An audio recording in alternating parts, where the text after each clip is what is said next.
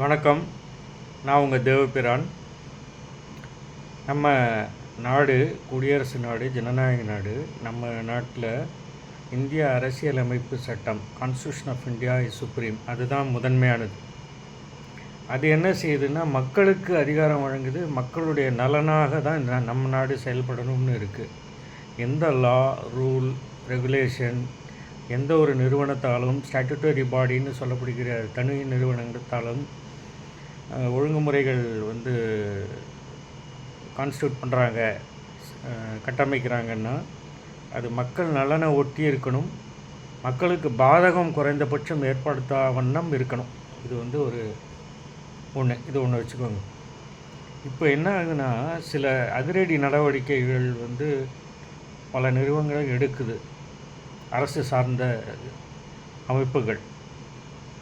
சமீபத்தில் இப்போ ரொம்ப டாக் ஆஃப் த டவுன்னு நம்ம பூராவும் எல்லாருக்கும் கதிகலங்க வைக்கிற ஒரு ஒழுங்குமுறை ஆர்பிஐ வெளியிட்டுள்ளது.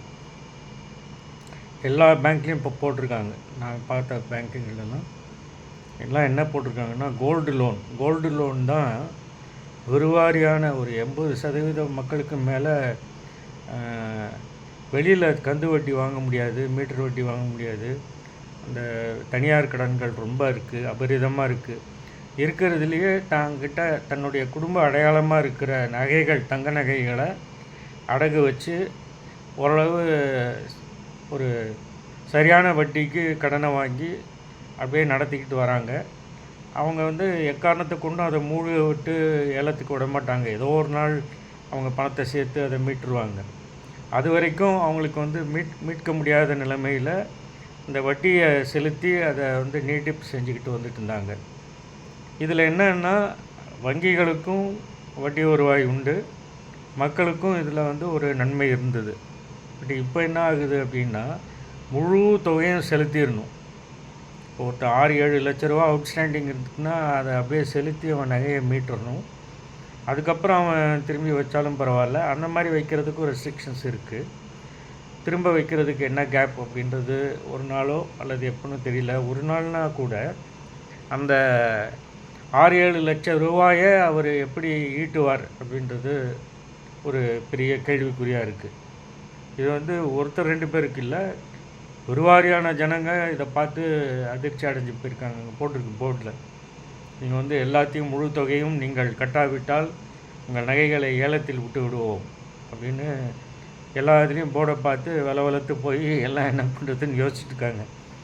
சில பேர் நிறைய கடன், அதை டக்குன்னு அடுத்த மாதம் வருதுன்னா அவங்க என்ன செய்வாங்கன்னு தெரியல.